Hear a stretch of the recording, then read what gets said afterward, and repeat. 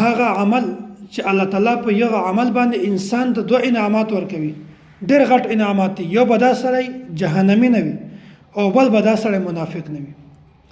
ترمذي شریف کې رسول الله صلی الله علیه وسلم دا فرمان ده، وای کوم کس چې 40 ورځې په تکبیر اوله سره لمونځ وکړي، د تکبیر اوله سره د لمونځ وکړي، د تکبیر اوله اهتمام وکړي.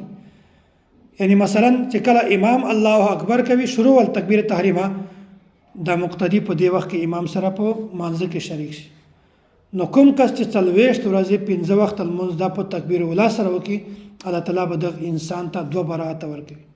الله تعالی به دغه انسان ته 2 ټیکټ ورکوي، 2 انعامات به ورکوي، ډېر غټ انعامات دي. یو دا ده چې سړی به جهنمی نه وي. په ټولو نه غټ انعام دا ده چې سړی به جهنمی نه وي، چې سړی د جهنم نه بچ شي، بس د مزید د مخالف شي ده الله تعالی به جنت ور نصیب کوي. او د آخرت په ټولو نعمتو کې په ټولو نه غټ نعمت جنت، چې الله تعالی ته د جهنم نه وساتي او الله تعالی ته جنت ته وځي. او دوم انعام دا ده چې دا سړی به منافق نه وي، د منافقت نه پاک.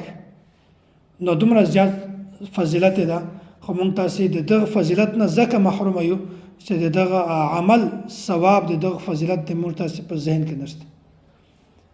نو هر انسان د کوشش کوي د دغه عمل د فضیلت حاصلولو لپاره. الحمدلله دینی مدارسو کې د دغه ډیر زیات اهتمام کوي. ډیر زیات طالبان داسې چې هغه 40 ورځې بلکې مستقل د هغه عادت وي چې هغه په تکبیر اوله سره لمونځ کوي. مدارسو کې اسه هم پابندي وي.